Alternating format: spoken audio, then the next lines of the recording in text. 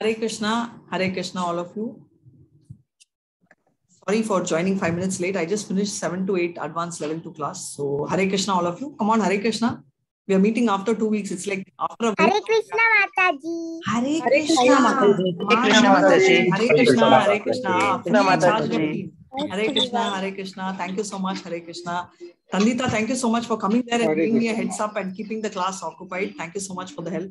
Hare Krishna. Thank you, Mataji. Hare Krishna. Hare Krishna. Hare Krishna. So let's start off. Hare Krishna. So before I start, as usual, what is the name of the 16th chapter? At least do you know the number? I told 16. Acha, I answered. I leaked the question paper. Okay, I'll ask the name. Mataji, 16th chapter, Daiväsura-sampad Vibhäga Yoga. Oh my God. So well you're telling. Even I don't know. What is the English version? Divine and demonic natures. Oh, what do you mean by divine and what do you mean by demonic? Divine means those who are good persons, like mode of Sattva Guna, and demonic personalities are like Rajoguna people who are bad and do bad to everyone, like demons. Hare Krishna, when you become big, what do you want to become? I want to become IAS and spread Krishna consciousness. Very nice. So you become IAS Krishna conscious and then you also do PhD in Krishna conscious Bhagavad Gita. Because you're doing PhD only. You're already equal to that only. Very beautifully explained. Thank you so much. Amazing explanation. I only wanted one answer from her, which I thought she will answer. So what is divine quality and what is demonic quality? Divine quality means good quality. Demonic means bad quality. This is what we normally understand. And this is what is Krishna's definition of divine and demonic. But so beautifully she explained by explaining that mode of goodness is divine and ignorance is demonic. And you know, Rajas, everything in one comprehensive way. Thank you so much. I don't think even I will be able to explain so clearly. Manasvi, Hare Krishna, and thank you so much again. So now let's start off with Mangalacharan. Hare Krishna. Om Namo Bhagavate Vasudevaya. Om Namo Bhagavate Vasudevaya. Om Namo Bhagavate Vasudevaya. Narayanam Namaskriptam Naram Chaivo Narotamam Devim Saraswati Vyasam Tato Jaye Udiraye Nashtaprayeshu Bhadreshu Nityam Bhagavata Sevaya Bhagavati Uttama Shloke Bhakti Bhavati Naishtaki. All will be wondering why is this shloka different. Now I'm going to ask what is this particular shloka which I chanted before I'm going to chant the actual regular shloka. Can anyone tell me?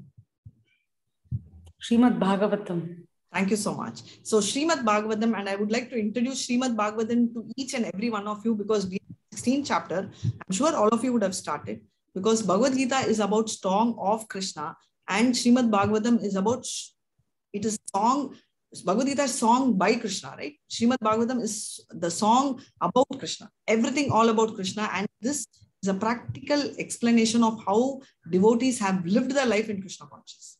Otherwise, we will tell, everybody can tell theory class only, practically how we can do. We all have jnana, no vijnana, right? So please read Srimad Bhagavatam because I personally feel that if you have missed something in life, if you don't read Srimad Bhagavatam, you really miss a lot in life. Right? We normally tell, right, when we go for shopping or when you don't have this friends or relatives say, no, if you don't do this, you miss so much in life. If you don't come for this party, you miss something, right? But I've personally felt if you do not read Srimad Bhagavatam, you definitely miss. The reason is I don't read books. I do not like reading books. The only book I read, I still can't remember if it's Enid Blyton or Nancy too. I think it's Nancy too. And that's the only book I have ever read in my life, story book. And after that, I'm reading this. So I'm telling, I really enjoyed. And I just wanted to introduce that to you all in this moment because you all are already completing almost the chapter, the second level and going to go to the third level. And by now you would have started. I want you all to continue the journey. Hare Krishna. And I'm looking forward to tell you all a love story today at the end of the class. And yes, Vijay, I'm assuming you're raising your hand for the chanting. Before that, for the reading. Thank you so much for that. And before that, I'm going to go back to our regular invocation prayers. Hare Krishna. Om Ajnana Timurandasya Jnananjala Chalakaya Chakshurun Militam Yena Tasmai Shri Guruve Namah Shri Chaitanya Manobishtam Stapitam Yena Bhutale Swayam Rupa Kadamaya Dadati Swapadatikam He Krishna Karuna Sindhu Dinabandho Jagatpate Gopeshu Gopika Kanta Radha Kanta Namastute Tapta Kanchana Gaurangi, Radhe Vrindavaneshwari, Vishabhanusute Devi, Pranamani, Hari Priye, Vancha Kalpadarubhyascha, Kripa Sindhubhya Evacha, Patidana Pavanebhyo, Vaishnavebhyo Namo Namaha. Jai Shri Krishna Chaitanya, Prabhu Nityananda, Shri Advaita Gadadhara, Shivachadi Gaura Bhakta Vrinda. All of you unmute. Hare Krishna, Hare Krishna, Krishna Krishna, Hare Hare, Hare Hare Rama, Hare Hare Rama, Rama, Rama Rama, Hare Hare. Hare Hare Krishna, Krishna Krishna, Krishna, Hare Hare Hare, Hare, Hare Rama, Rama Rama, Hare Hare. Krishna, Hare Krishna, Krishna Krishna, Hare Hare, Hare Rama, Rama Rama, Hare Hare.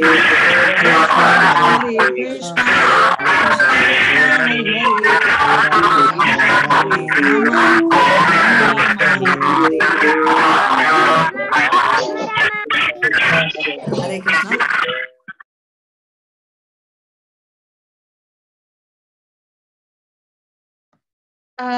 Radhika ma'am, you're muted. Hare Krishna. Thank you so much. Did my Hare Krishna at least you all heard? Okay, that everyone. Yes. Just last a few seconds. Thank you so much. Hare Krishna. Hare Krishna. Yeah, so I will mute all again and I request you all to unmute yourself. Hare Krishna.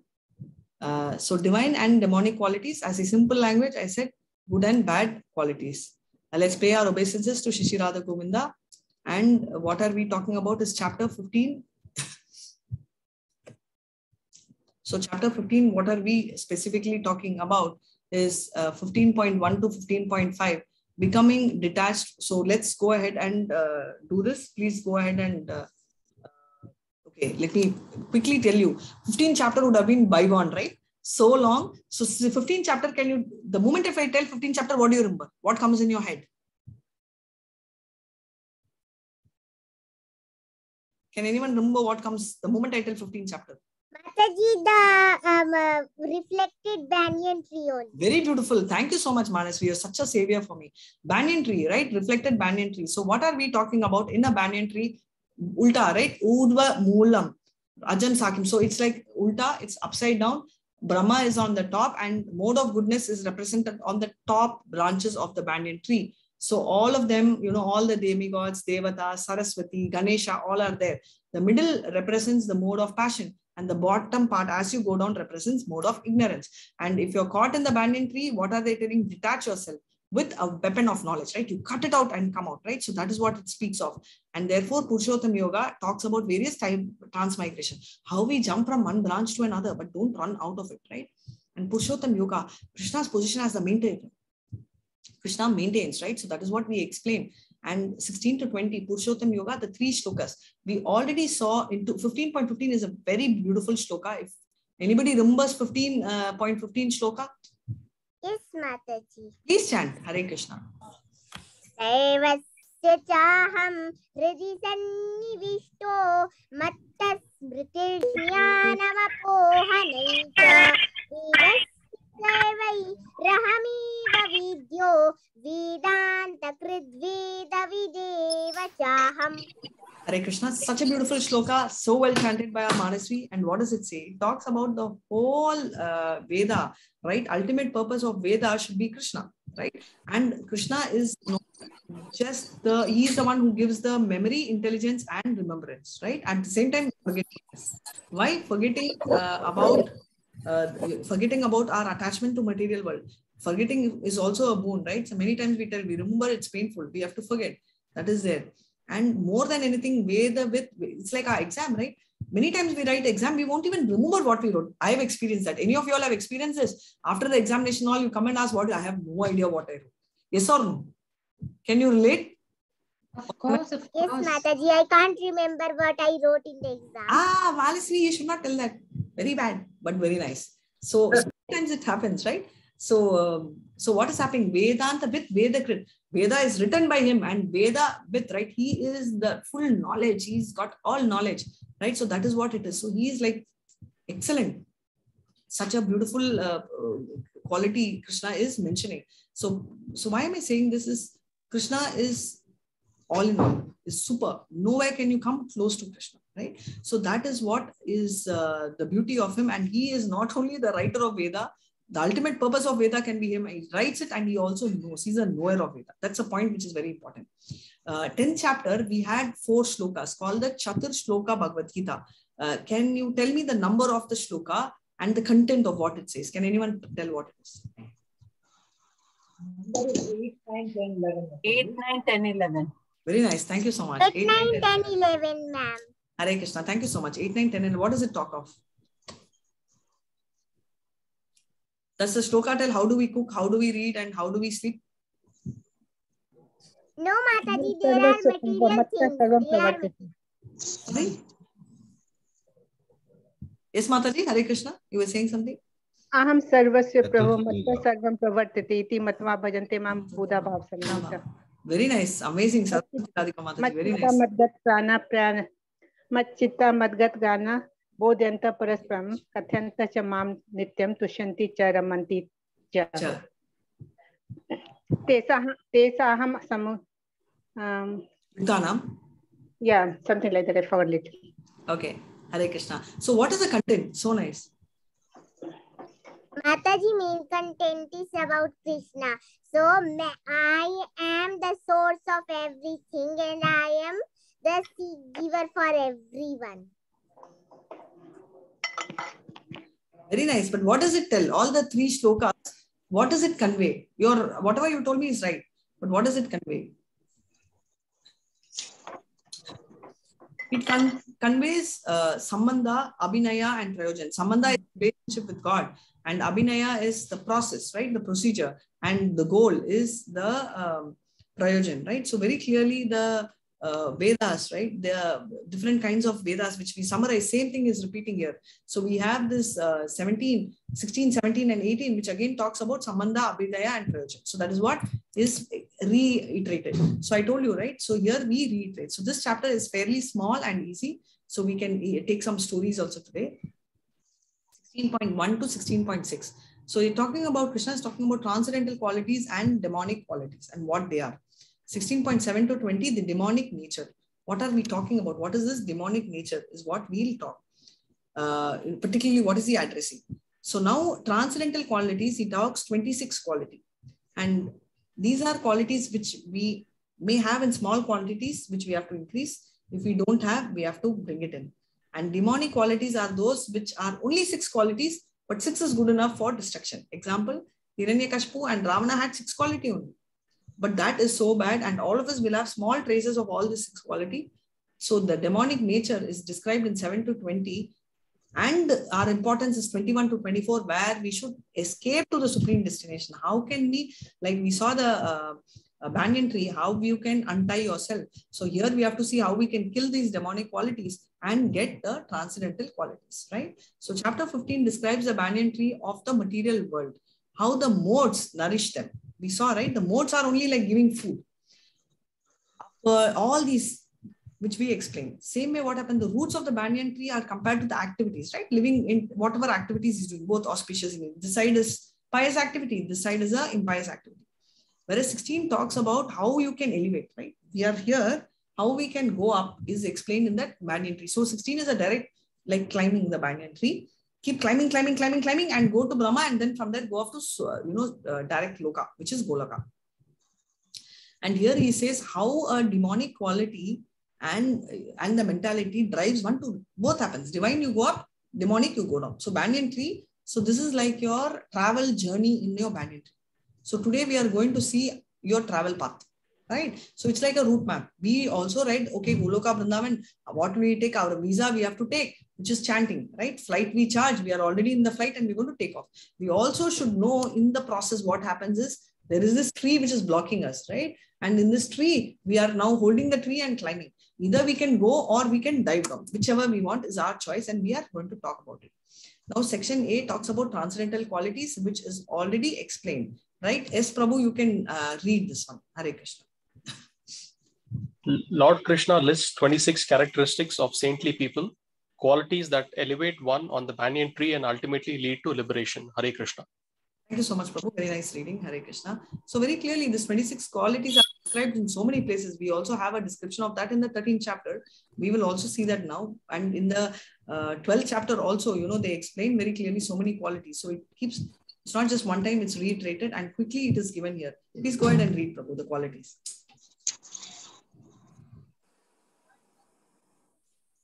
Can you see the screen, Prabhu?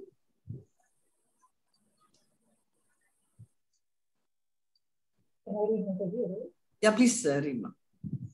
The Supreme Personality of Godhead said, fearlessness, purification of one's existence, cultivation of spiritual knowledge, charity, self-control, performance of sacrifice, study of the Vedas, austerity, simplicity, non-violence, truthfulness, freedom from anger, renunciation, tranquility, aversion to fault finding, compassion for all living entities, freedom from covetousness, gentleness, modesty, steady determination, vigor, forgiveness, fortitude, friendliness, and freedom from envy and from the passion of honor.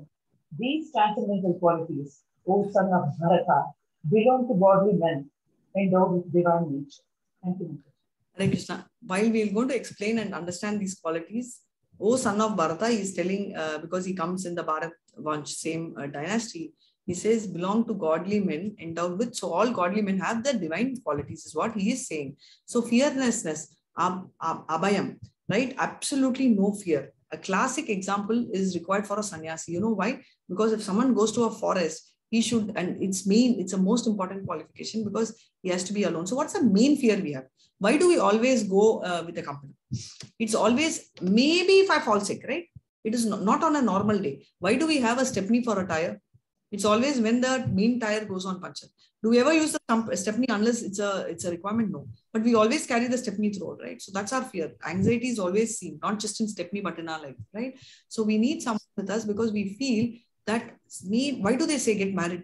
Even if you're old, you should always have a partner because you feel one day when I fall sick, the partner will be very young and they will run for us and take care of us. Invariably, the story may be different, but that's a feel, right? So complete dependency. Sannyasis are dependent because they go in the forest all by themselves. There are so many wild animals and they keep thinking of, the Paramatma. How can you do that? It's only because you need to have complete surrender. You can't do that otherwise, right? So that is fearlessness. That's a main quality. No Kshatriya also exhibits, but for a sannyasi, it becomes a core. Second quality, purifications of one's existence. So again, he needs to be pure, right? Strictly follow rules and regulations. The Grahastha rules are different, whereas Vanaprastha rules are different, right? And sannyasi rules are very different. For any sannyasi, they do not, get close. So even in ISKCON, what they say is, when there are sannyasis, you don't touch their feet and pray. You just, fall on the feet, but then you don't physically go and touch them. In fact, Lord Chaitanya Prabhu exhibited this where he used to be so strict and he stayed away from, even women used to stay away from him. They used to pay obeisances for far. There used to be this a story of Chota Haridas Thakur. Chota Haridas Thakur was actually a sannyasi, but he developed some kind of interest for women, but he did not go. It was only in his mind, right? So he developed that interest and he just glanced for a second. That's it. So Chaitanya Mahaprabhu, what he says, alternative, there is in one side, he is even encouraged Grahastha and he is named the child of a devotee who's born. That means he's encouraging, right? A relationship is there in Grahastha, but still he doesn't mind. But what he says is for a sannyasi, he has to maintain the nomenclature. A standard of a sannyasi needs to be maintained. Whereas Chota Haridas, even for a second, he said he doesn't deserve to stay in the ashram. And Chota Haridas left. And later he went and committed suicide. And Chaitanya Mahaprabhu said, good for him because he will get purified that way. He did not even bend. Even though Chaitanya Mahaprabhu is the most, he's Krishna himself, who has come in Kali Yuga and he's got imported Hare Krishna Mantra, right? We are all fond of import. He imported the Mantra and we also saw 18th March happened to be Chaitanya's appearance day. He imported it for us. He's so soft-hearted, but still he could not tolerate this kind of a behavior. And purification has two things. One is external, niyama, and both outside and inside, right? So how do we purify inside? Can anyone tell me how do we purify inside? By chanting Mahamantra. Thank you so much. Yes. So we saw this, right? We saw Chaitanya Mahaprabhu's first sloka, right? Hare Krishna. Chito darpanamarjanam bhava mahadavagri nirvapanam Shreya Kairava Chandrika Chandrika Vidya Vadu Jeevanam Anandamudi Vardhanam Pratipadam Purnamrita Swagatam Sarvatma Sapanam Param Vijayate Shri Krishna Sankirtanam. Why do I say this song? Is one is on, Chaitanya's, we decided we will chant, so we missed that bit. More than anything, what is very important is Krishna became a driver for our Arjuna. Also, Krishna became Dwaraparaka, like watchman for Bali Maharaj, right? Now Krishna has become a cleaner for us. That is what I wanted to tell. We feel so happy. At the same time, we feel, oh, Krishna is for Arjuna, but not for us. He's our cleaner. What more you expect, right? So Cheto Darpana means cleaning the heart. So that is what is mentioned here, right? He literally cleans the heart of the devotees. Hare Krishna.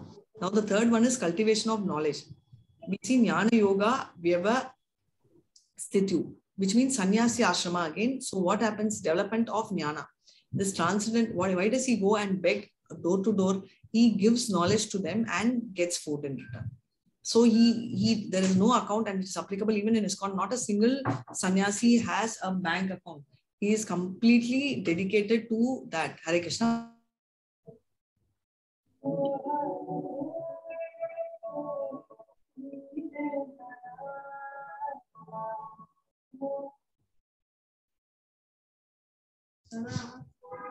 Hare Krishna. Just one doubt. Am I recording the session or I forgot? I am recording. Okay. I suddenly had. Yes, you started right at the beginning. Oh, thank you so much. Hare Krishna. So cultivation of knowledge. So he must cultivate development of knowledge. And he is so simple, right? He literally begs from door to door. So this is very important, and that is what it is. Charity is starting from Grahastha, because charity gives, the concept of giving it to someone makes you purified, right? You become clean, and when you give to someone, you will also get detached. Logically, this is given by Sanatana Goswami, and they followed it also, mentioned by Rupa Goswami in Nectar of Devotion, where 50% of the property you have to give for transcendental people, right? Anything for a temple, especially nearby temple and all that, any transcendental activity, you give 50%. Of the balance 50%, 25% you give to your relatives, needy who need, right? And the balance 25% you keep for your charities, what they say. So even in that 50%, right, they say that about 20%, within the 50% you give to the near developed temples, so that, it will get developed. So that will remove the person from that passion, that my will come down, and ignorance over a period of time will remove. But charity also, we have to see time and place, which we will discuss in the next chapter. Self-control is very, very important, because the personal physical relationship is meant only for grahasthas, yes, but then within regulation. And it should be for Krishna conscious children. It should be for that. So that is very well explained. Hare Krishna. And sacrifice, yagna, for grahasthas. And we know what is the greatest sacrifice in Kali Yuga? What is the greatest sacrifice? Giving up material desires, ma'am. But sacrifice, we are relating to giving up something. Sacrifice also means yagna. Thank you so much, Prabhu. That's right. Material giving up is there. But what does actual yagna mean? What do you mean by yagna? What do you mean by sacrifice? Sankirtana. Sankirtan yagna. So the English word of sacrifice is giving up. But actually yagna actually means giving pleasure to God. This is one more meaning of sacrifice. Sacrifice means which makes Lord happy.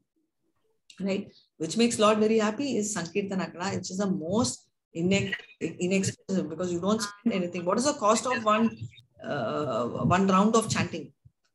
Right? Is there a cost? You can No. Yeah, there's no cost at all. But what it's absolutely so, because last time yagna, if you see Yudhishthira Maharaj, when he took over the kingdom, he had to do a Yashvamedra yagna, which is so expensive, because already he had spent so much money for military, and he did not have money, and he had to really procure money, right, from various places. So that is what makes it so expensive. Whereas in Kali Yuga, Chaitanya knows very well, we are very stingy people. Even if we have money, we will not spend. We think so much to even buy a flower, is what he is thinking. Hare Krishna. People are raising hands. If it is for reading, yes, you can read after I finish this, no problem. Vedic studies is brahmacharya. In case of a student, they have to understand, and it's very, very important, and that becomes absolutely important. Austerity is all, especially for vanaprastha, it is important. So you can read this. It's a long one. So whoever wants to read can unmute and read. Human life. Yeah.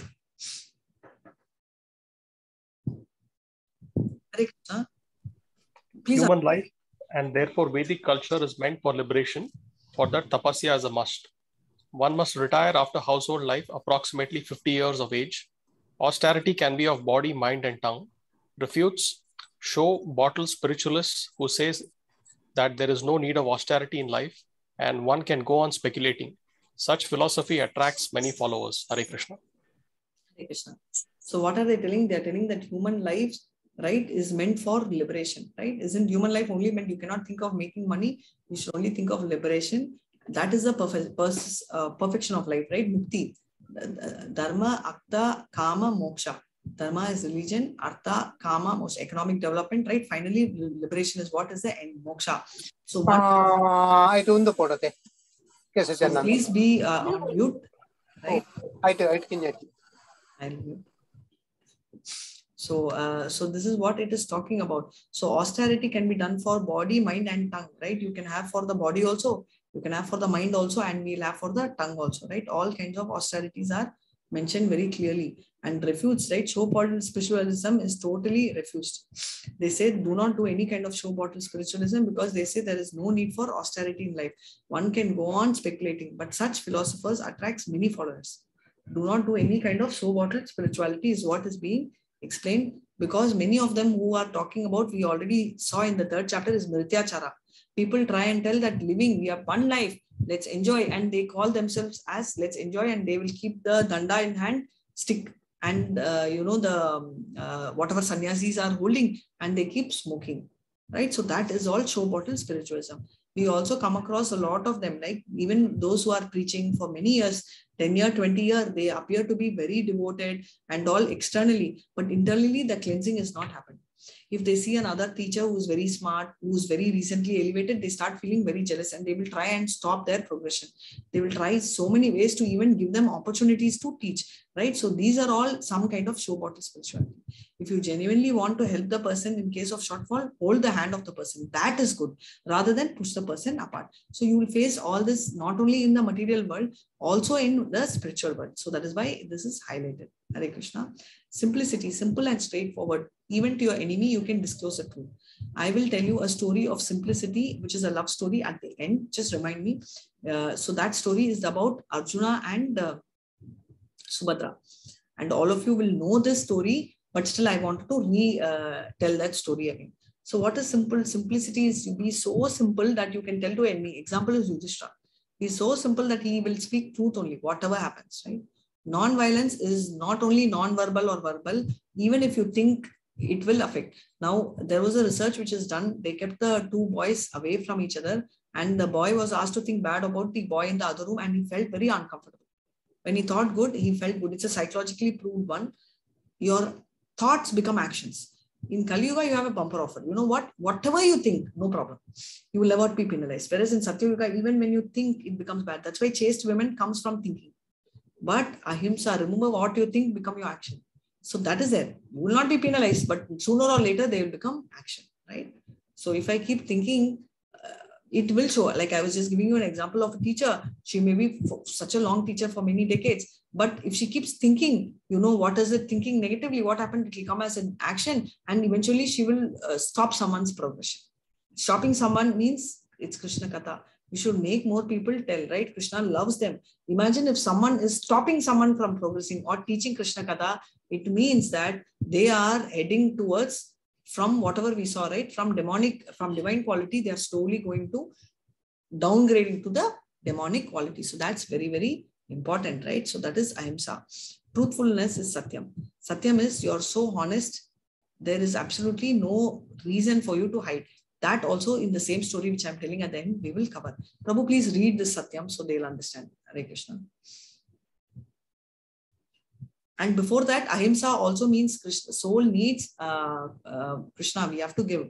Asurya namate loka andena tamasavritah Tamste pregya vigati eke atma manojana. Hare Krishna. That means the soul. It means, right? It's called, soul needs that.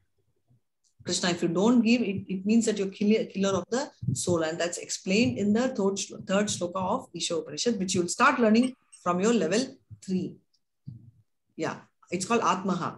Now, please go ahead and read this truthfulness. Not distort the truth for some personal interest, especially Vedic instructions. Example, misinterpreted Bhagavad Gita commentaries. Process of understanding Vedas, one must hear from authority or Shruti. Hare Krishna. Hare Krishna. So this is one nice story where, we were all listening to advanced class sometime back in my uncle's place. And my brother overheard this. And what they told is, if you do something unknowingly, your penalty is less. But if you knowingly do, it is very wrong. This is common sense, right? So it is applicable for something which is more specific. Example, now I am just walking and unknowingly if I stamp off Manasi's leg, it's not wrong. But on purpose, if I go and stamp her, it is wrong. It's more on those terms. Whereas my brother interpreted it and gave a different version. What he told, he said, okay. So if I do everything wrong without reading Bhagavad Gita, I will be spared because I don't know. But if I read Bhagavad Gita, I have to follow, which is also wrong. Now I need driving. And if I don't have a license, I mean, if I don't know the rule, if I don't have a license and I go back, I don't know, I didn't know this is a rule. Will the government tell, oh, acha, so nice, you don't know, then I will spare. Will the government say that?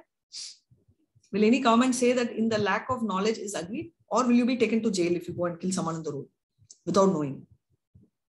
No, not possible at all. You will be punished, right? So the law of nature also applies. So your knowing is your duty. It's your swadharma. Even Sanatana Dharma, both ways you should know. If you do not know, just like how you in your Swadharma, you're supposed to know your driving, in your Sanatana Dharma, you have to know your Bhagavad Gita.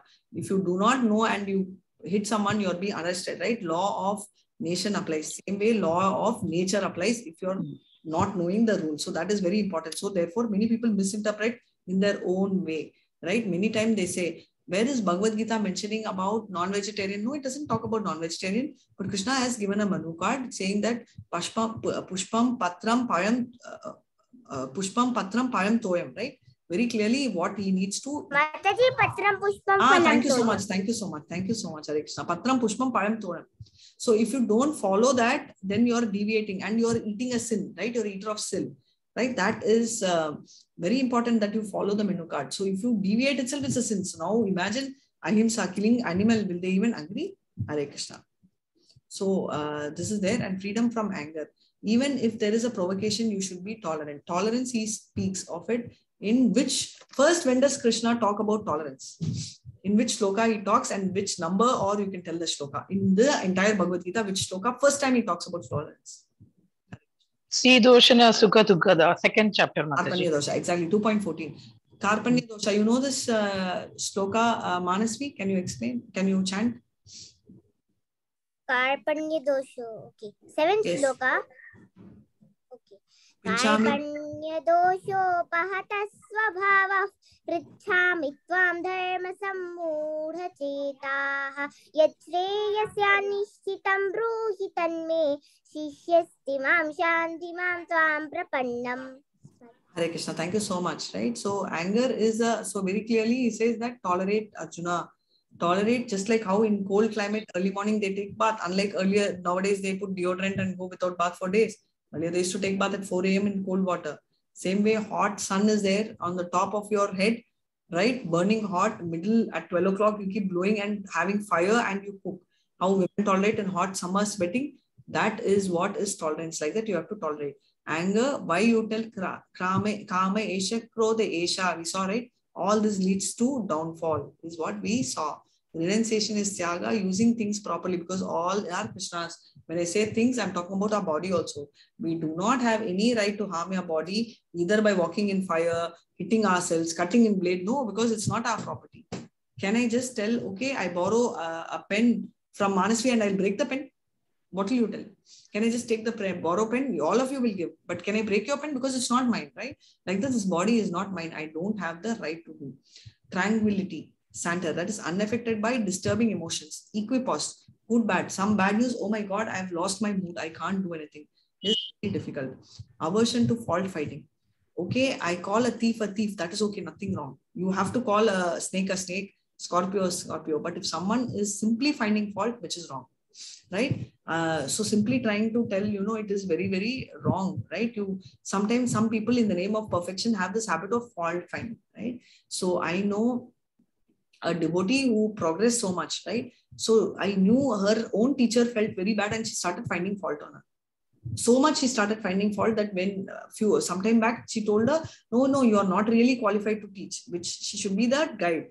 But then when she became so qualified, she started telling, she was teaching so much. Immediately she started telling, you're teaching so much. How will people understand? You should teach to the level of the devotees. You cannot just randomly teach whatever, right? This is also finding fault, and this is also Vaishnava avatar. Maybe you can sit and tell, don't teach so much, teach a little bit, teach ABC, don't teach EFJ. That is stopping and telling, no, you don't teach because you are not fault finding, right? And I'm bringing this again and again because social service will have a lot of showstoppers for you, but you should not stop yourself with any of this, and you should keep going. There, anything which is against Krishna, you should not worry. Even if it's your spiritual master, right? Bali Maharaj, through his own spiritual master, what is a spiritual master of Bali Maharaj called? What is his name? Anyone knows? Sukracharya. Thank you so much. Yes, Sukracharya. Right? He never bothered about Sukracharya's preaching and he moved away. Tell me one more person who did not care about spiritual master's teaching and decided will follow Vishnu. Who is that? Yes? No? Bali Maharaj, Mataji. Yeah, Bali Maharaj is one. Other than that. Bali Maharaj, grandfather. Parikshit, he only started all this. Parikshit is the grandfather of Bali, and he also never followed his spiritual master because spiritual master was preaching, was this son of Sukracharya, but he never bothered. He just went on Vishnu and he took Narada, spiritual master, and he did not even follow one bit of what he was. Prahalada. Yeah. Sorry, not Parikshit, Prahalad. Sorry, I slipped. I said Parikshit, right? I'm so sorry, Prahalad. So Prahalad is the grandfather of Bali Maharaj. Hare Krishna. So that is so important, right? So you follow that perfectly. And compassion for all living beings, we saw Arjuna, but that is more for the body. But we should feel spiritual level of compassion by giving knowledge. How you keep chanting, how many other people you chant is important. Give prasad, give books, give holy name. Give at least sell one Bhagavad Gita once a year to someone. Not gift, sell. Because then you will preach, you will talk. Sada comes there. Freedom of what we need to comment is greedy, charity, and being very greedy. Charity and renunciation makes you less greedy, right? So that is very important. Therefore, it is called alo loop tvam, right? You don't get into that, and you get into this mood of consciousness. So that is very important. Don't get into that mood, right? Get into charity and renunciation and calm. You should be free from that. Otherwise, you will get, entangled by that behavior. Gentleness, be friendly to all living entities. Does not matter, right? Everywhere Paramatma is there. In the 5th chapter, we saw Vidya Vinaya Sampanne, Brahmineste Astini, Suni Chaina Swapa Keva, Pandita Samadarshana treats everyone equally. Right? We also saw Mrigari. Mrigari means what? Killer of animal, right? Murga, right? Agari. Such a person was hesitant to even stab an ant. That is important, right? So Mardavam, be very simple, modesty. Do not perform abominable actions and be very modest, right? Don't do anything. So why do we tell non-veg is bad? Because it makes you do abominable action and makes your heart hard. It does not give you that gentleness. So that's the most important thing, right? It naturally creates that. Steady determination, achapalam. So you are determined. I want to chant. Okay, fine. I'm feeling tired. I don't want to I want a break. No, don't do that, right? You have to have a steady determination to progress, not get agitated, not get frustrated, and stay focused on that. Vigor is Kshatriya, able to give protection to those who need, not pose non-violence, but use violence when needed. Right? Use violence only when it is needed, but don't get into a situation of non-violence, right? Kshatriya, for them, it's important. So there are two things. One is there is a combination of being vigor at the same time forgiveness. How? He will be vigorous and take violence, but only if it is required. But if the same person surrenders, he will not show violence and he will accept that, right? So that's the quality of vigor. Now these qualities, now whatever we saw for Brahmana, now Kshatriya we are seeing, right? Forgiveness is what I just told you. You know, even if he surrenders, you forgive him, right? Fortitude, Dhrita, what is it? Again, mental and emotional strength to face any situation. You saw Dhruva Maharaj at 5 years, he was willing to go. He did tapasya for 6 months. Different types of tapasya he did. How? Because he has that kind of cleanliness, is absolutely clean of both mind and heart. External and internal, Saucham. We saw that. Internally, we saw Krishna personally cleans the heart. Freedom from envy, you are absolutely free. You are not jealous. Because we saw what is the two qualities. What are the two qualities Krishna loves in Arjuna at the beginning, in the second chapter explained. What are the two qualities? Why does he say Bhagavad Gita? Can anyone tell me? He was non-envious and a friend of the Lord. Surrendering totally, Mataji. Surrendering, okay, but non-envious comes, but that comes in the 9th chapter. Thank you so much, Prabhu. Anyway, that was the answer I was expecting later. But in the second chapter, he is a devotee and a friend. Devotee and a friend, surrendering itself shows there is no envy. Thank you so much, Mataji. Surrendering, yes, because he is absolutely surrendering because he does not have envy. If you have envy, you cannot surrender, right? So freedom from passion of honor. I should be respected. I am there. He saw me, but he didn't speak. Let him come and tell me the first time. Why all this? Right? You should not be puffed up and you should take it forward. So that is very clearly explained. Right? Hare Krishna. 16.4. Hare Krishna. Okay, now we are going to get into the demoniac qualities. Before we get in, do we have time? Okay, we'll try and see how much we can cover. We'll just start an introduction of the demonic. Yes, please go ahead and chant Manasvi, and someone of you can read. Hare Krishna. Okay, Mataji. Dambho darpo bhimanascha krodha parusyame vacha ajnananja bhijatasya partha sampada masurim. Yes, Prabhu. Arrogance, pride, anger, conceit, hardness, and ignorance. These qualities belong to those of demonic nature. O son of Pritha, understanding of spiritual life and God. Yes, I'm bonded with. Arrogance, pride, anger, conceit, harshness, and ignorance, right? So if you do all this, the 6 qualities, right? Somewhere we will have all of us will have these qualities. First time when I saw, I thought, oh my God, can you relate? Or is there anyone in this class who says that I don't have any of these qualities? I was relating to harshness. I could relate the moment. And the first question I told Namanishta Prabhu is, Prabhu, I have harshness. I am a demon. Okay, this is what came. And Prabhu started laughing. You know, he started laughing. He said, all of us will have. Because the first time I thought, okay, we are all in Krishna conscious. Therefore, we will have not all 26 qualities, but we'll have only divine quality. And we'll have nothing of this, is what was my perception. And I'm telling you this because I'm sure many of you will be in the same boat. So when you see this, don't get scared. And for me, I could relate harshness. I was thinking, oh my God, Prabhu, I am a devil. I have harshness. He said, all of us have devils inside us. Right? And we need to increase the demonic quality, throw the demonic quality out and become divine. That was the answer he gave. And why I'm telling is, you don't have to tell me what you have, but just see there will be some quality which is there anybody who has none of these qualities? Honestly. No. No. At least one of the qualities are there for us. Somewhere, little bit. Definitely more than yes, one. Mataji, more maybe. I'm not so less. Mataji, little bit of everything is there in the human bodies. So sweet. See, Manasvi, I'm so glad this team, one thing I love in this team is very honest, right?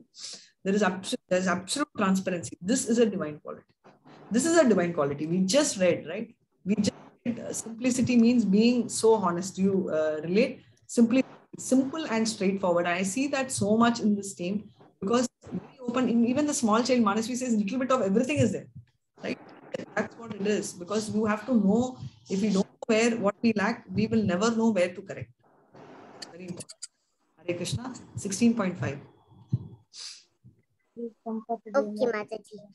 Daivi sampadvimokshaya nibandhaya surimata mashucha sampadandai abhijatosi pandava. The transcendental qualities are conducive to liberation, whereas the demonic qualities make for bondage. Do not worry, O son of Pandu, for you are born with the divine qualities. Hare Krishna.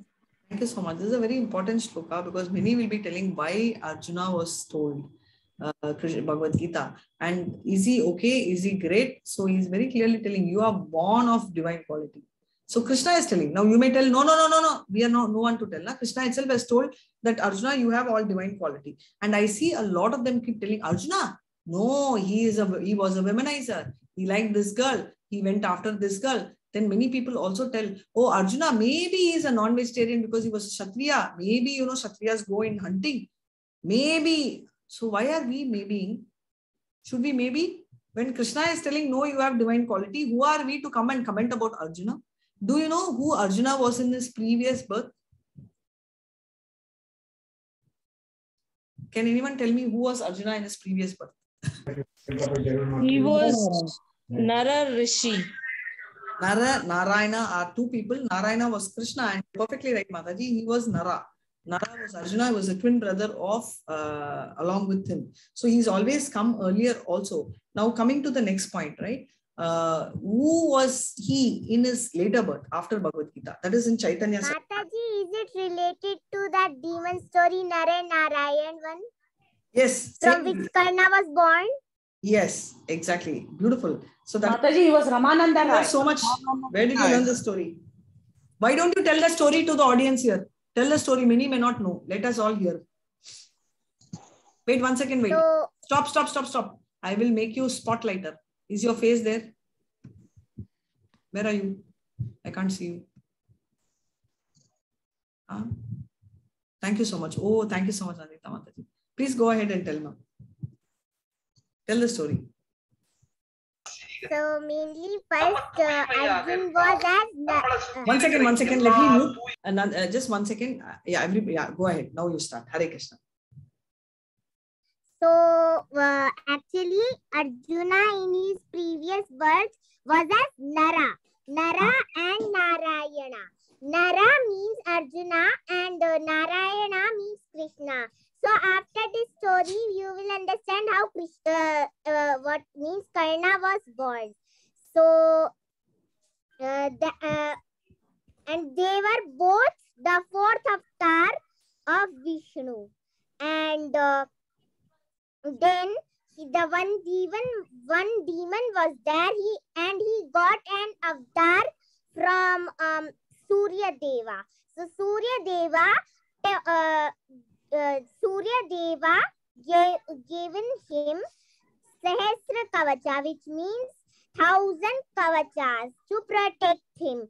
And 1 million years is required to destroy 1 Kavacha of that demon. So Narayan were born of this purpose only, that they have to kill that demon. So that demon was rushing and saying, ha, I'm gonna attack the earth. How dare any rishi stop me? If anyone stops me, I'll kill him and hang them.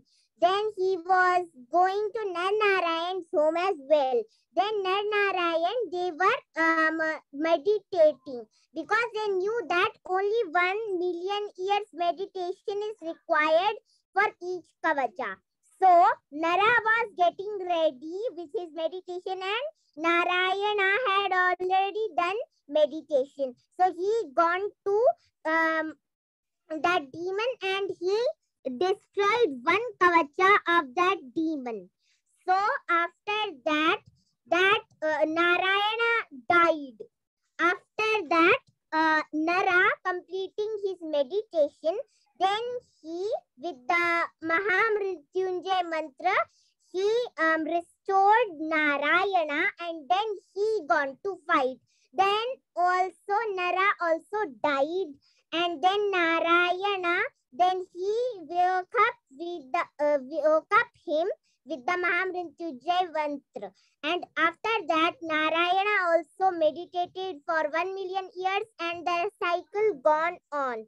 Then he was only left with 1 Kavacha. So the demon rushed to Surya Deva and hid in his place. Narayan knew that where he was hiding. So he told Surya Deva to return that demon to them to fight. Then Surya Deva told, no, I'll not give my devotee. Then Narayan, being the fourth avatar of Vishnu, they were very angry and cursed Agni Deva and that demon and told, how dare you disrespect us? We curse you that in your next birth, you both will be born as Karna and you will be born with the Kavacha. In the next birth, Kunti was blessed by Durvasa Muni and Durvasa Muni gave her a mantra.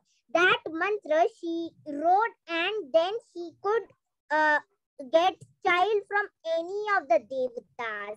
That's how she got Karna from Surya Deva. And then after that, when she was married, she didn't told Pandu that she had a son named Karna and she flowed her son in the Ganges. So that's how Karna was born and Narayan defeated that demon. Hari bol, amazing. I enjoyed the story. Usually I only tell story now you have to start telling stories for me, okay? Thank you so much, Manasvi.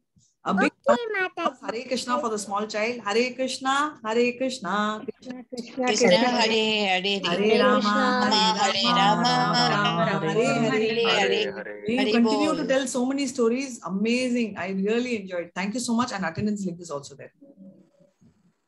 Hare Krishna. Thank you so much. Back to our presentation. So that was Narayana. And next time, can anyone tell me how after Krishna and Arjuna, what was Arjuna and Krishna? Krishna same, but I mean, what was Arjuna born in the next birth after Bhagavad Gita time? I'll give you one more clue. In Kali Yuga. Mataji, Chaitanya Mahaprabhu. Chaitanya Mahaprabhu is Krishna, correct? So as Arjuna? Mataji already answered. Ramananda Rai. Ramananda Rai, yes. Hare Krishna. Thank you so much. Yes, so he was born again as Ramananda Rai, and so their bondage continues. So that is what he says. Wherever the demonic qualities make for bondage, there he's talking about demonic quality bondage. Here we are talking about two people, coming back. So he's an eternal associate of Krishna. So we saw this. This one we read. We finished chanting this, right? Yes, Mataji. Krishna. So what are we talking about?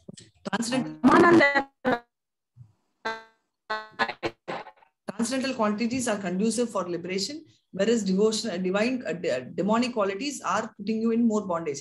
Example, Krishna wanted to control everyone. Surya Dev, Indra, everyone he wanted. Indra scared of him, right? By his very glance, people got scared. Whereas you think of any that is the bad quality of them. Think of Ravana even worse. He also wanted to control things, and Ravana decided to control people, right? So he went to the extent of trying to control somebody's wife. That is extreme. So Krishna encourages Arjuna that he's born, he says, right? So that's a greatness of a guru. A guru does not just find fault. Guru appreciates, right? What is the greatest quality of a guru? 100 times there is no point in talking about one chapter in theory. And this is why I keep telling you all examples, because it is not important even if you chant or keep reading Bhagavad Gita 100 times, as long as if it is jnana. You have to bring in vijnana. You have to bring in the knowledge, right? So Lord Krishna encourages Arjuna to be born with such saintly qualities, right? You have to, he says that how much he's encouraging. He's saying you're born with saintly qualities.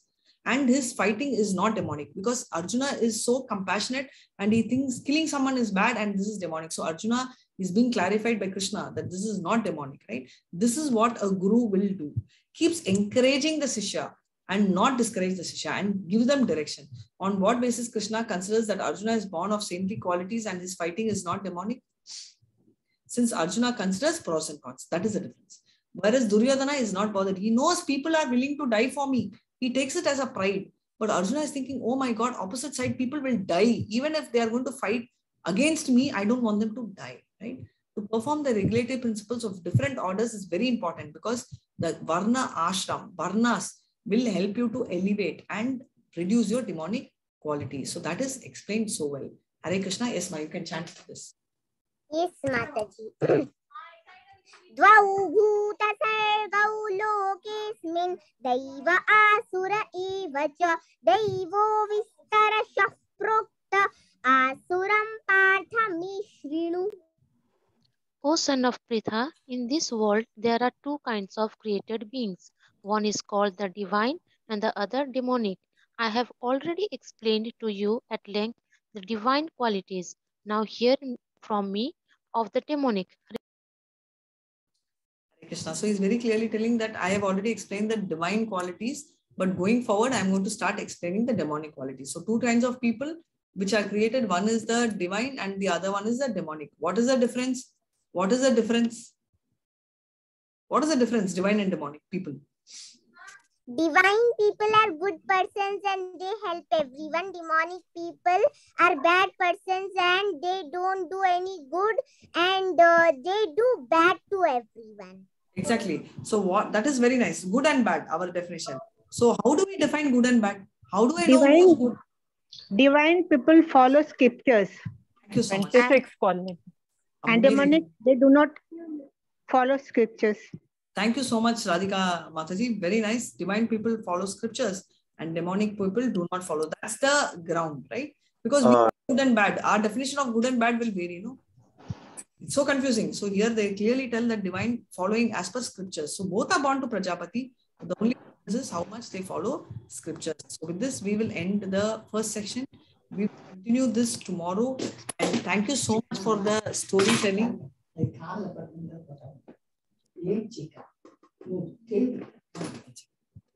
Hare Krishna. Thank you so much. And with this, I will end this. Hare Krishna, Mataji. Yeah, Hare Krishna. Mataji, the Subhadra story that you wanted to Yeah, read. thank you so much. 1 second. Vancha kalpatarubhyascha kripa sindhubhya evacha patitana pavanebhyo vaishnavebhyo namo namah. All of you. Hare Krishna, Hare Krishna, Krishna, Hare Hare, Hare Rama, Rama Rama, Hare Hare. Hare Krishna. Just 1 second. I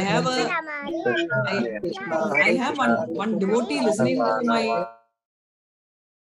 Thank you so much. I have one devotee listening to me. I have to check how the small devotee sitting here is.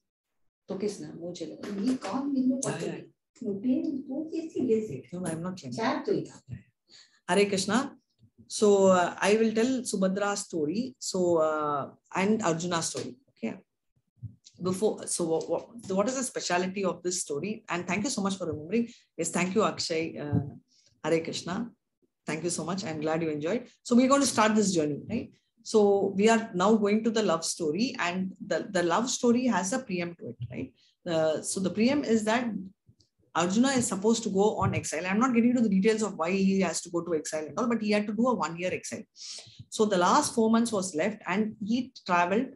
He left the Pandavas and he went on his journey towards Dwaraka, because for him, every time he gets an opportunity, he'll pack his bag and go to Krishna. We know that's his only mantra.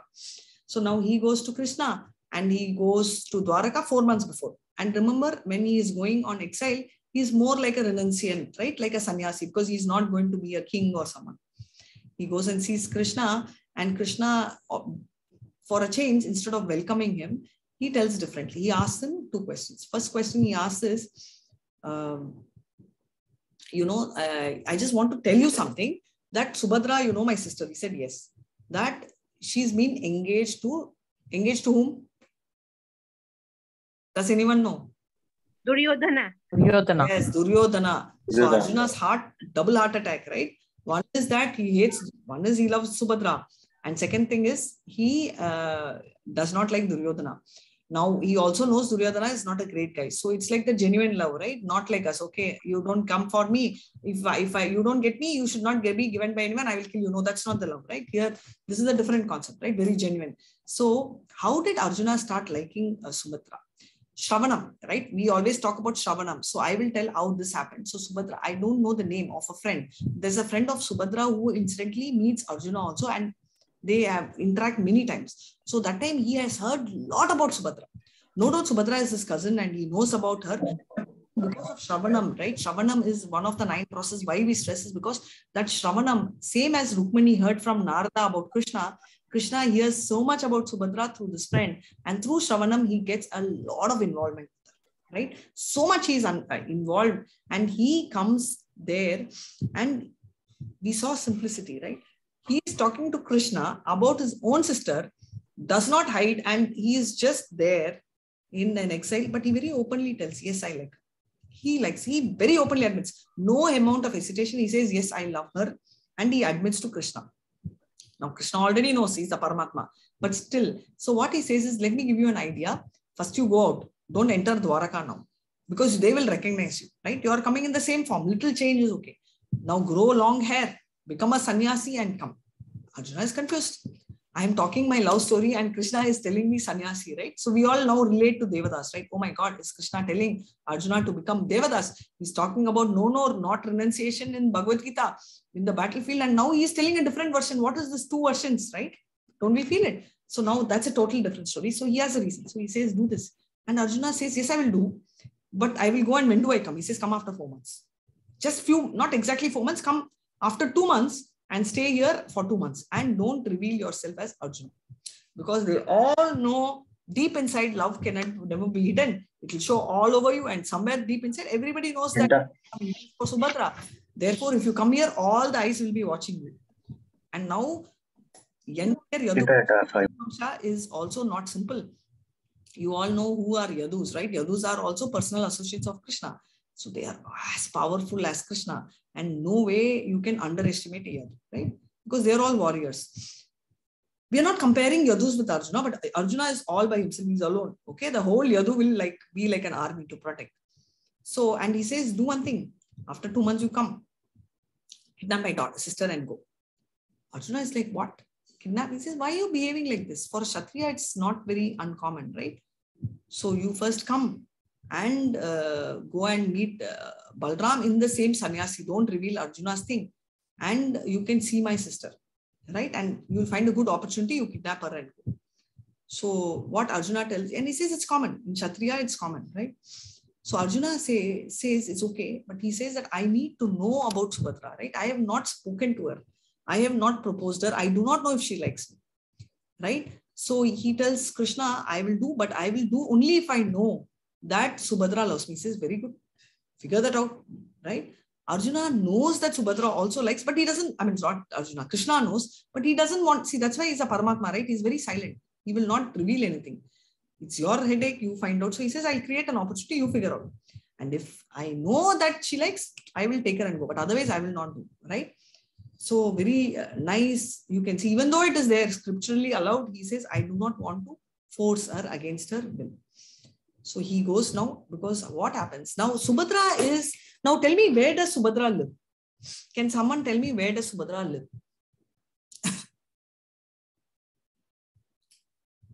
Why so much? Did I ask such a tough question? Dwaraka? Dwaraka, correct. But in Dwaraka, where does she live? In Balram's palace? Yes, you know the answer. You already know. Why is she living in Balram's palace? Is Krishna and Balram so stingy they can't give her an independent palace? Or are they so poor they can't afford one? They are protective. Thank you so much, Mataji. This is another important point which you need to understand. A woman who is not married is to be protected by the father. So here Balram takes the role of the father, even though he is the brother, because the elder brother takes the role of the father. So he is protective. So he is keeping Subhadra in his own palace. And Subhadra is very chaste, very shy. She does not come in open. So the chance of, and he is personally protecting. Now many will ask, okay, won't Balram go out? Will he be always in the palace? No, he does. The fact is, just imagine how much of security will be there for Balram, right? So imagine his palace personally guarded. How much security will be there? So that is the kind of protection they were giving to women at that time. So this is not about incapability of a woman. It is about because remember one thing, Subhadra is also a Kshatriya. And Arjuna was teaching war techniques to Subhadra when which Abhimanyu heard. And that's how he learned, right? So imagine when Arjuna is teaching, that means Kshatriya women are born with the skills, right? And they are trained. But still protection is required. And that is why he is keeping her personally. Now it's like a double barrel. Arjuna, imagine, has to go to Bhagavan Palace. If it's Krishna's palace, very easy. I thought someone will tell Krishna. Krishna palace means very easy. He'll enter and he will take her and go. So now Arjuna goes as a sannyasi there.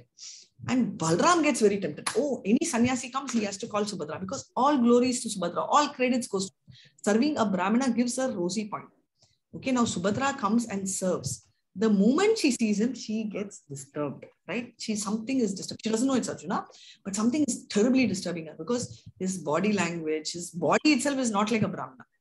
Now we may all tell, why can't Balram see? But now here she gets a slight amount of disturbance more from a attraction perspective. Getting disturbed is not wrong, but then getting attracted to another guy, especially when you're engaged, is not a great quality, right? So she keeps thinking deep inside, why is it bothering me? Why am I disturbed?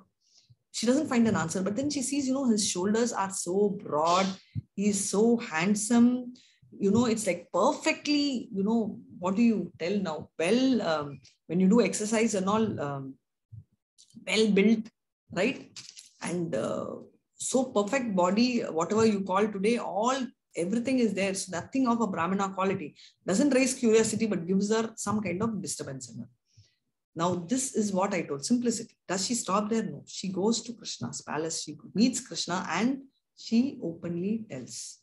She sees 1 time, 2 times, 3 times, but when she feels that she is not able to control. So what does it say? That is why we say that endeavor is important, which she tried. But when she fails, you have to take the help of God and also surrender, right? Tell the truth. So simple. Can you imagine a sister so conservative goes and tells a brother? What does she tell? That I am getting disturbed very openly. That is called honesty. So we saw, right? So honest, right? And why Arjuna's body is so toned, right? She doesn't think scientifically, but she thinks mentally and emotionally. And, Krishna doesn't want to tell.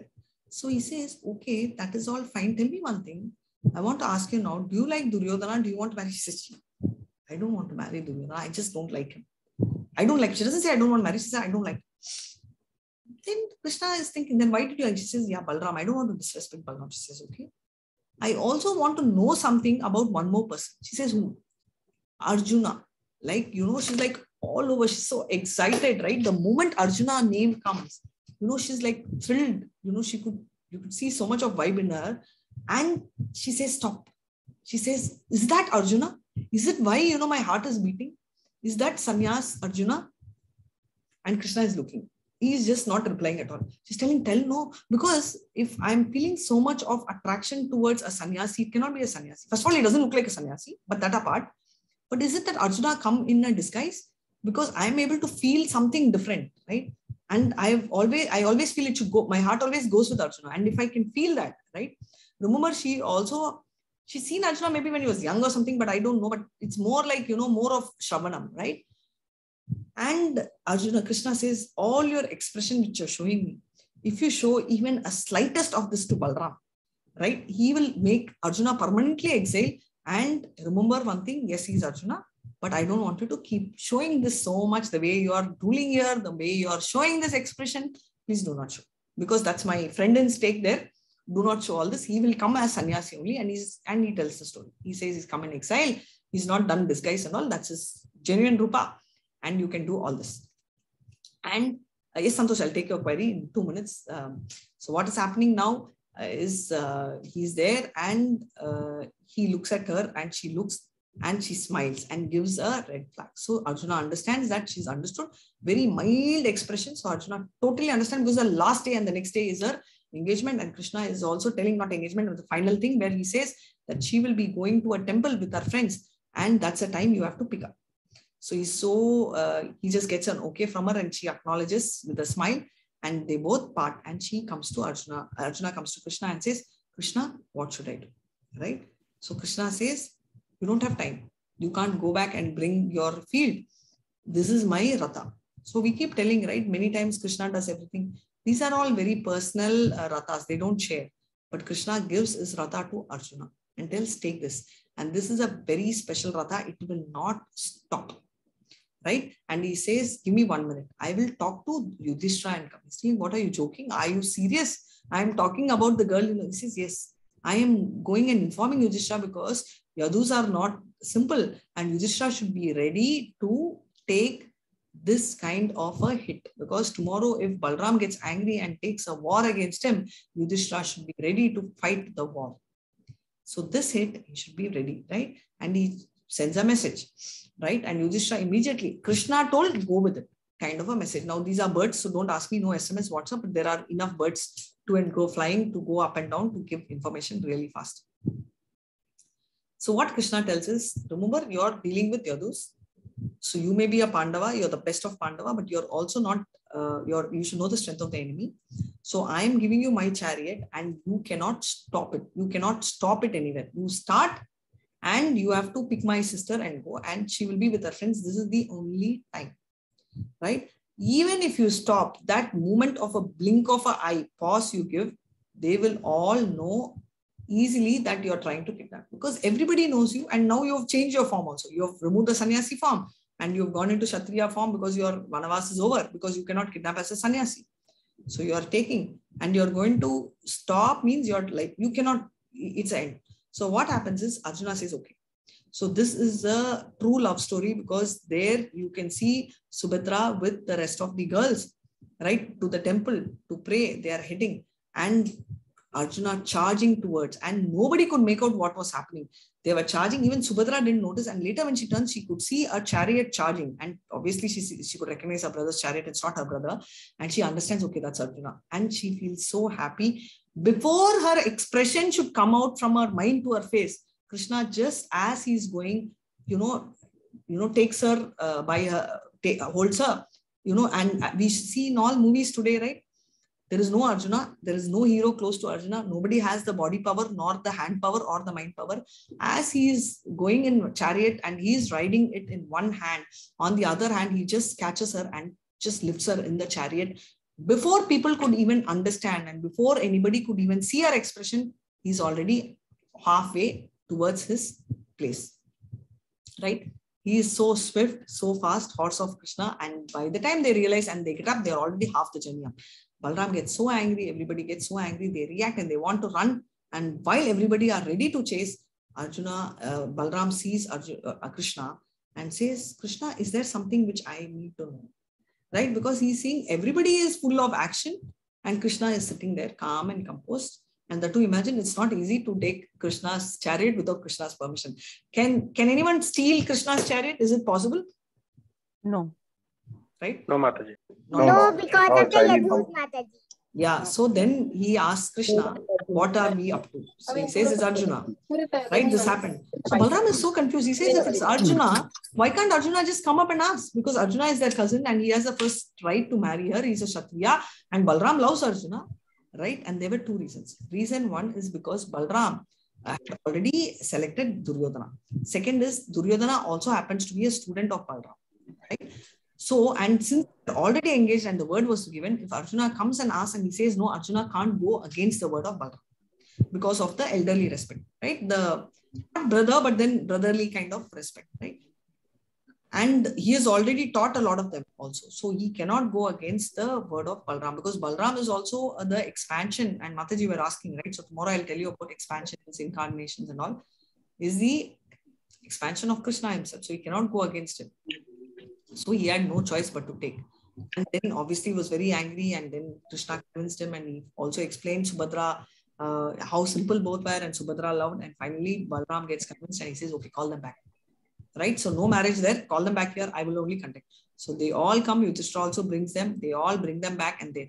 So everybody tell, mine also is love marriage, we also ran away. But can you see the difference? This is so spiritual and this is done with the approval of Krishna. And Krishna is in the center even in their love story. So there is Krishna in center of Subhadra, there is Krishna in center of Arjun, and also the entire love story is so simple. And after that they get married and they go back. And Subhadra is also so simple.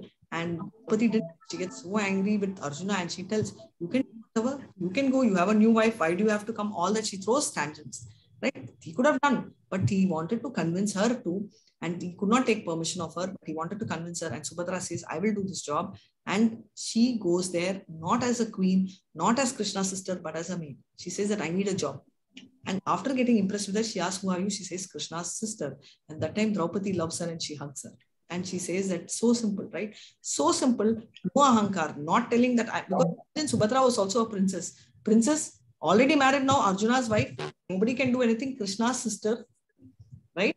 Every way she's topper, but she does not show anything. And she says, I don't need kingdom. I only need Arjuna, right? I don't need to be the queen. You be the queen, right? This shows the amount of love. She doesn't need kingdom. She wanted only Arjuna, nothing more, nothing less. She didn't want power and she stood by her word, because till the end, she never wanted power. She never said, she never fought for power or anything. She's always been very, very lovely wife of Arjuna, right? So that's how their love story continued. Hare Krishna. Krishna, are you all hearing, or did I put, is it like, I hope it's not a bedtime story. Did I put you all to sleep? No, Mataji. No, Mataji. No, Mataji. No, it's good. Very nice. Yeah. You took us to Dwarka, that's why we are still there. You are still there. Okay. So all have participated in the marriage ceremony of Arjuna and Subhadra. Yes, Mataji.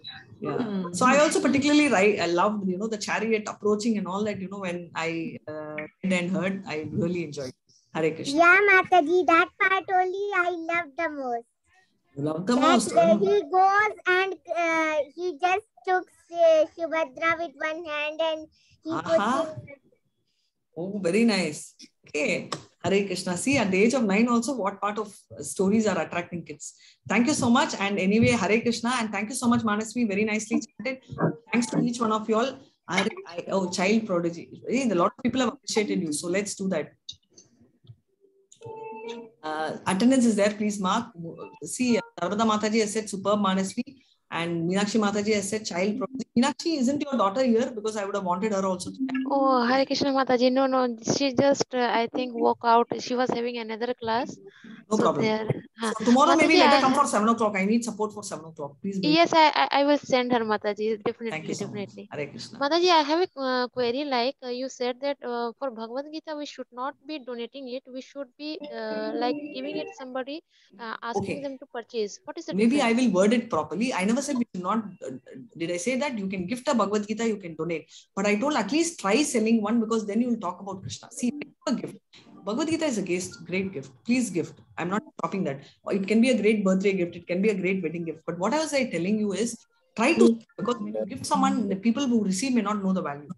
Right? So that's why Prabhupada says sell. Even NNP, Ramanishta Prabhu Das always tells that try and sell, because when you sell, you will talk about Bhagavad Gita. You will not just sell. Nobody will buy. Selling needs a skill, right? So you tell, this is Bhagavad Gita. This has so many 800 words.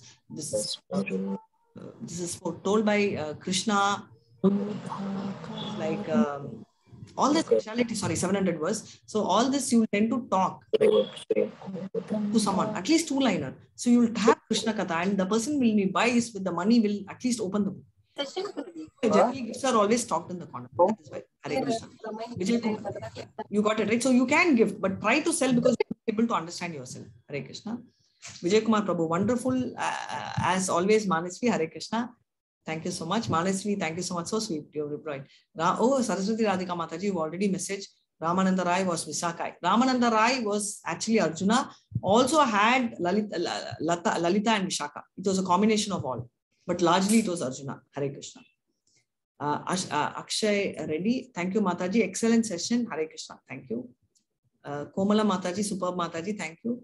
We are missing you very much last 2 weeks. True, S. Rao Prabhu. Very true. Even I was missing, so much we missed. We'll catch up. That's why I took some time off with the story. Sunil Kumar Prabhu, it was good and interesting session. Thank you so much. Thank you so much, Hare Krishna. Nandita, thank you for the story and the class. Waiting to start again with you. Yeah, definitely. So tomorrow also, please put up with me. I'm taking a 7 to 8 session also. So I'm getting slightly delayed, and that's who they are in the 2nd chapter. So it's a long chapter.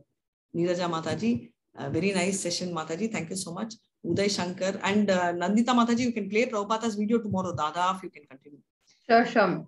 Yes, excellent session. Yes, thank you so much, Uday Shankar Prabhu. Thanks for your valuable time. Narmada Mataji, thank you so much. I'm also enjoying. It's mutual. Kirti Mataji. Oh, Kirti. Hi, Kirti. How are you? I'm not telling you a Mataji. Sorry.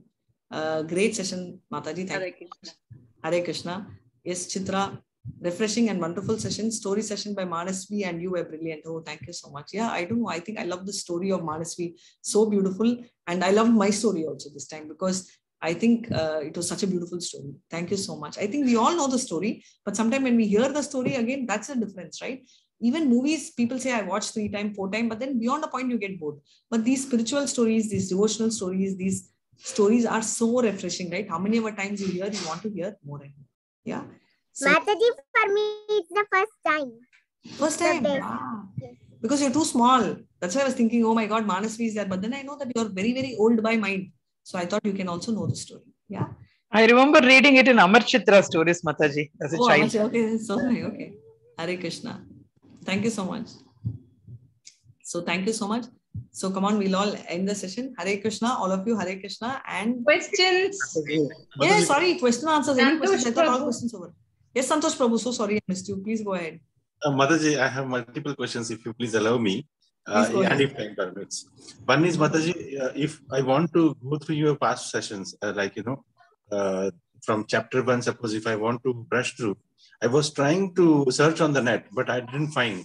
So playlist I think is shared. Nandita, have you not updated? Yeah, I'll share your other playlist with him. Prabhuji, you just message me separately. I'll send a playlist of Mataji's first chapter onwards in another batch. Okay, sure. Because she didn't do this batch first chapter. Yeah, you first send 7 chapters I have not done it. Yeah. Yes. The second question was we discussed about Chota Haridas, and we said that Chota Haridas. I didn't hear the first half. We discussed about Chota Haridas Prabhu. Chota Haridas, yes. And we said that he had those desires because of which he did suicide. Yes. Now, he had taken birth in the Kali Yuga, wherein Nam Sankirtana, if he is doing, if anyone is doing, it gets rid of all the sins. Now, if such was the case, I didn't really understand why should he go for such a task. I could relate this to you, because when I heard the story also, I didn't understand. And I was thinking, why is Chaitanya doing this? He's so sweet. Why did he do this? And is he so sweet? All this came up. That is why, sometimes when you tell a story in half or in short, we don't get a feel of it. Please read Chaitanya Charitamrita. You'll get a full picture of it. But to make it really long, first, your question is right. In Kali Yuga, is it right or wrong? The answer is not about Kali Yuga. It's about the role. Nobody told him to take sannyasi. Prabhu, are you okay with somebody who's telling, I will take sannyas? See, Prabhu, what are you doing? You're working? I'm working, Mataji. Right. So if you in your work culture, you work for an IT company, I mean, if I can get a heads up. I am into IT, but not a pure IT company. I'm into BSNL. I'm into BSNL. I'm working for BSNL.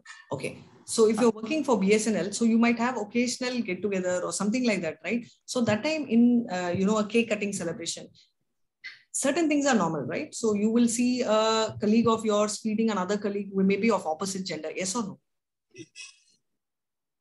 Yes. Yes. Do you feel bad? No, Mataji, because there is no such feeling in the mind. Thank you, Prabhu. So you're perfectly clear, right? You won't change your version. You're standing by this. So you do not have a problem if a guy feels a girl or a girl feeds a guy for a birthday celebration. You're perfectly fine with that. Because your heart is pure, we are all fine with that, right? Yeah. Prabhu, if the same two things happens with a sannyasi, will you still be open with that, Prabhu? If the same two colleagues are not your colleagues, but they are sannyasi, one is a male sannyasi, another is a female sannyasi. The female sannyasi is feeding the male sannyasi or vice versa. Is that okay with you, Prabhu? Now that is the question. That's my question too, Prabhu. I'm asking you. Yes. Same Kali Yuga, same time, same platform, same cake, same gender, Prabhu. What changed? Same person, only telling me the answer.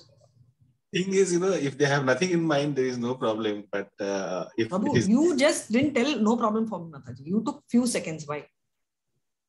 No, because you said sannyasis, Mataji, and sannyasis, I don't think they will cut the cake. Thank you so much, Prabhu. So you got an answer for your question, right? So basically, what is expected is different. Now, if two kids do that, it doesn't matter. If two elders also do that, it doesn't matter in Kali Yuga, right? Because if it was Satya Yuga or a Dwapara Yuga or a Treta Yuga, that was prohibited. Right? Because cousins, Arjuna and is not seen Subhadra. It's so difficult, like how Balram told. Can't Arjuna come and tell? It's very natural expression of him, right? But this is a situation. But today, it's it's okay. But even today, it's not okay if it's sannyasi, because we'll tell, why is he wearing sannyasi? Mrityachara, right? Why is this joker wearing sannyasi dress and fooling us? This will be the first thought. Yes or no? That's a fact. Right. Same thing. So Chota Haridas, Chaitanya Mahaprabhu never asked him to become a sannyasi. He became. After becoming a sannyasi, he has to follow the code, not externally, but internally. Right. Because nobody asked him. In sannyasi, Prabhu, there is no choice. There is no purification process parallelly and all. You have to purify only, then become a sannyasi. Otherwise, be a grahastha and then take the ashrama, which means you become a sannyasi after 50 years. Right? That is where Chaitanya Mahaprabhu wanted to tell, boss, there is no two schools. That is why even now in ISKCON, sannyasis don't have a personal bank account. What's wrong? Why can't someone have a personal bank account? The sannyasi may have parents. He may want to donate to ISKCON. We may feel logically right? But sannyasis are not supposed to have personal bank account. That's a rule. So if a sannyasi secretly has personal bank account, I do not know what they will do in ISKCON. I can check and tell you. But I assume that they will take serious action or they will advise. And I have not come across some situation. Now, if you come and tell, what is wrong, ma'am?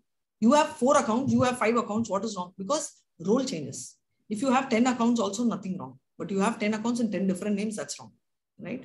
Same way, sannyasi has 1 account also, it's wrong. So it's just a role. Right. Mataji, next query was like, yes. I was hearing some of the discourses wherein it says that the relatives that we have in this birth, it is because of whatever we have done in the past, the interactions that we had in the past, that is right, Mataji. Now, if we go to the story which we had in the discussion in the discourse today, we heard about Bali Maharaj, and we said that we discussed about Prahlad Maharaj also, who was the grandson of Bali Maharaj. Prahlad Maharaj's grandson is Bali Maharaj. Oh, sorry. Then it is okay. No problem. Yeah. Mataji, one small query. This is with regards to onion. Now, I was reading somewhere, we in ISKCON, we say that we should not be eating onions. And onions, right.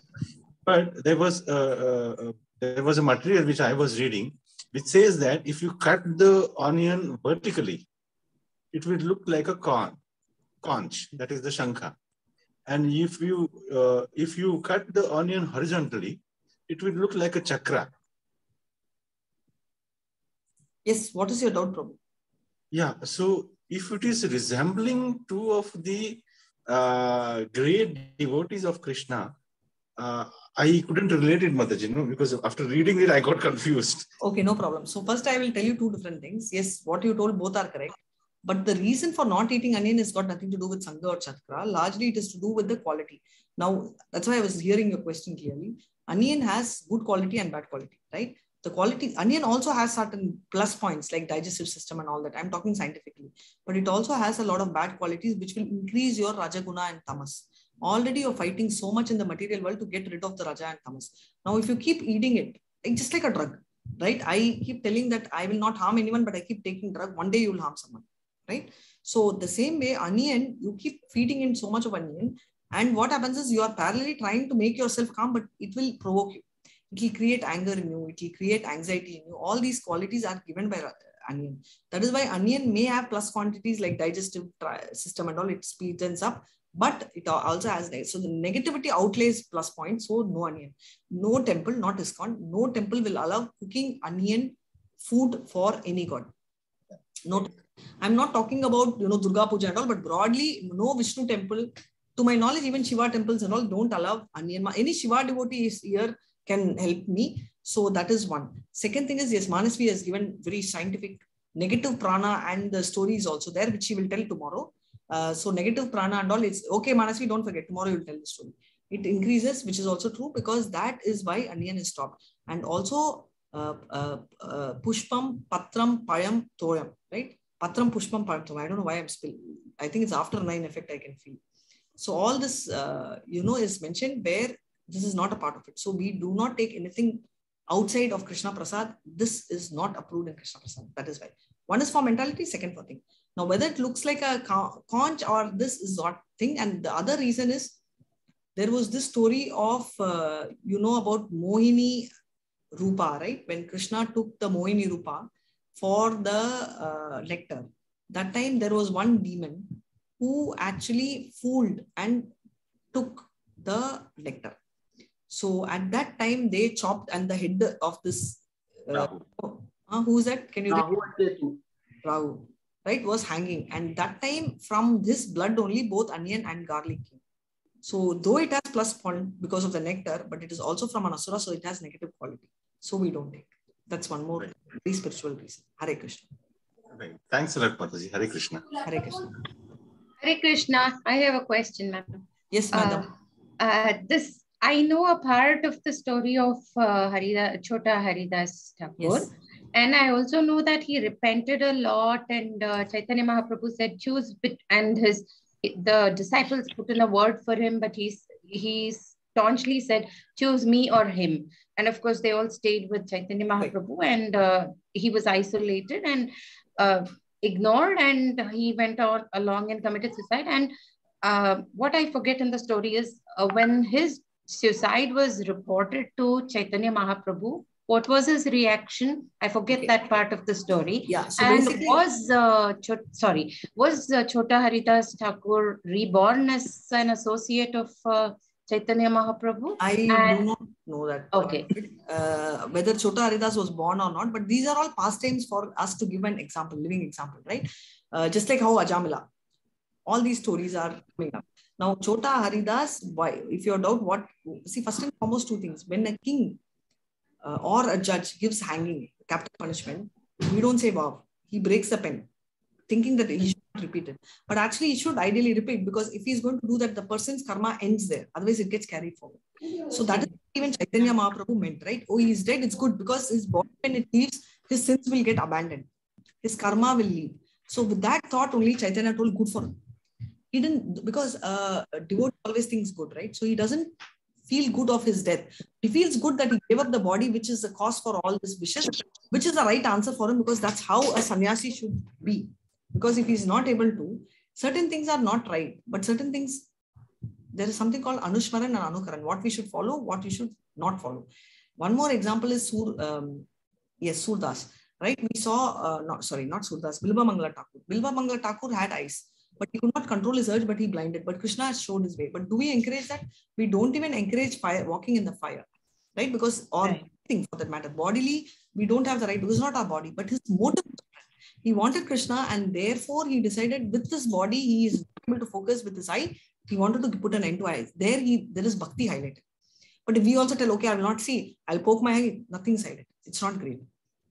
Right? These are exceptional devotional thought. Same way Haridas Thakur, Chota Haridas, which is not even Haridas Thakur, Haridas is talking about a concept where Chaitanya Mahaprabhu is bringing up that, A, as a sannyasi, you have to give up, only then come. If you can't give up, don't call yourself sannyasi and be here. Second, if that is what you're doing, then don't be alive. Finish and story and end.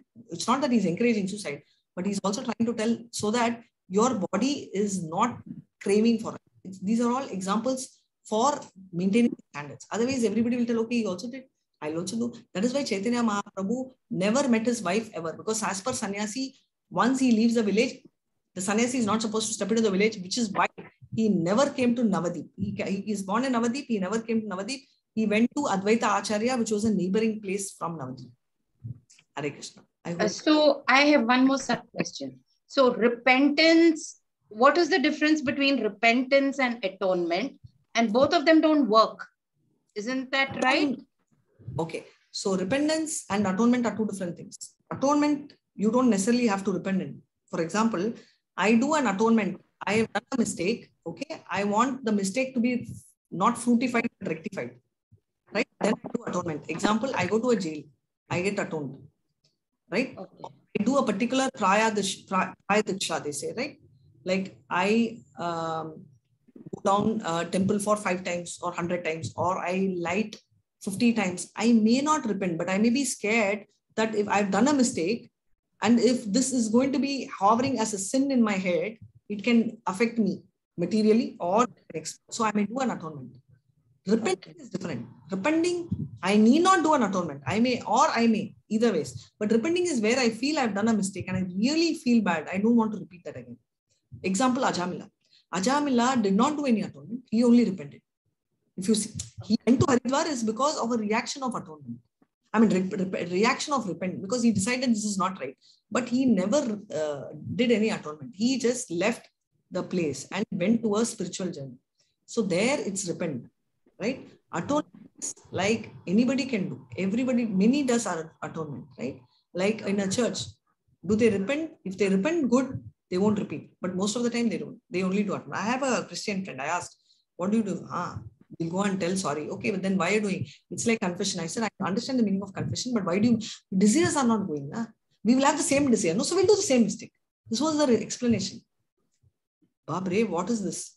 Does it convince you? This is atonement. You go and to a priest, and the priest will give an account, it seems. Go pay the money, which I didn't know, which I learned. Go pay the money. You've done so much mistake. You give it, then it is like atonement. It doesn't change the person. The person again does a mistake and comes back. This is not repenting. But if you repent, you will never make the mistake again.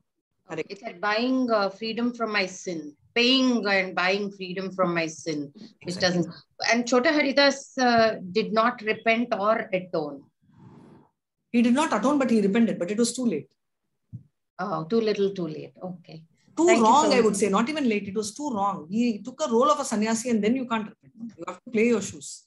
Thank you so much. Hare Krishna, ma'am. Siddharth Prabhu, Hare Krishna. It is also one more thing, Nandita. If I don't know, but I'm just saying, if you remember that Hyderabad, there was this molestation case, right? And the police shot. And yes. Most of us, inclusive of us, said very good decision he did, right? Yes or no? Let's be honest. Yes. Right? Yes. And those guys said they repented. Did we tell them, okay, they repented, let them go free? Of course not. Right? They got what they deserved. Exactly. So that is what I'm saying. So atonement and repent, just because you repent, it doesn't mean, you can go scot-free. You have to get penalized. Thankfully, Krishna consciousness gives you that facility that if you do Maha Mantra, whatever mistakes you have done, if you repent, it will heal. Yes, ma'am. That's what. Thank you. Thank you so much. Two more questions. Hare Krishna, Mataji. I think it's already late, so Mataji, I'll brief it as possible. Okay, we are already in the question of repentance and atonement. So I'm thinking that repentance is happening in mind, atonement is an action. But that is not my question. My question was not even question, in fact. It is just want to add something to the episode of two sannyasis of cake cutting that you said. So I just, so very relevant. So I thought I must tell it. Go ahead, Prabhu. And so that, it is something like this that I'm just quoting from somewhere because it basically relates to that. In our culture, no great being is ever free from the stigma of rumor. So we build up our spiritual leaders or normal leaders also only to tear them down. We build up our leaders only to tear them down, innuendo and false interpretation. We want our saints to be like us, but when they show the slightest human element, we stay away. We want our saints to be. No, your voice is going in and out. You want your whom? You want your saints or friends? Which is Prabhu, I'm not able to hear you. Your voice is going. Is it that I'm only having a problem? Nandita, can you understand? Sorry. Can you explain? Mataji, he said we want our saints to be like us, but if they err, we want to tear them down.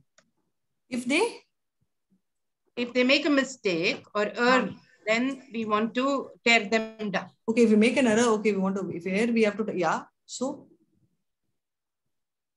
Babuji, you can continue. That is very, very... Yeah. Oh, I am not able to... So that's what I'm saying, that the example... Mataji. Am I audible? No, Prabhu, your voice is going in and out. I would suggest, can you please type in the chat? I will answer the question. Is that okay? I think fine. Hare Krishna. Please type in the chat because I'm not really able to get yeah, type in the chat. My net is okay. Then we'll come back no problem, tomorrow. Type in the chat, otherwise I'll take it tomorrow. Yes, yeah. Hare Krishna, please go ahead. Committing suicide is a sin, right? So here these are not these are different concepts, right? So committing suicide is a sin, committing murder is also a sin. But if you take Ramayana and Lakshmanan's story, Lakshmanan was asked to go to the middle of the ocean, right? So what I'm telling you is conceptually these are not like giving up lives. If you take For that matter, the moment Krishna disappeared and Arjuna comes back and tells, that moment Kunti and Subhadra, their life leaves, right? Now, I'm not telling they committed suicide, but I'm just telling automatically. It could be heart attack in today's terms or whatever. But Draupadi followed her husbands and she also lost her life, right? So these are not logically in the concept of suicide. You're getting my point, right? Because these are people who, all of them, have the Siddhic way in which they know how to get their life air out. Now, this Chota Haridas jumping into the water is a suicide, which we will not be convinced with our logic. But here what they are telling is, it is because he repented and he thought this body should not be there. It's more taken like not a suicide from running away from the material world, but as a word of regret. But please do not, these are like Anushmaran, not Anukaran. I keep telling you, don't follow. You only take the concept rather than follow literally and take words literally. There is a concept which is given, and the may not be understood by us in our material mind. But these are slightly more philosophical, which frankly, even I do not have so much knowledge to relate so much to it. But what you're telling is right. Doing any harm is wrong. Committing suicide is wrong.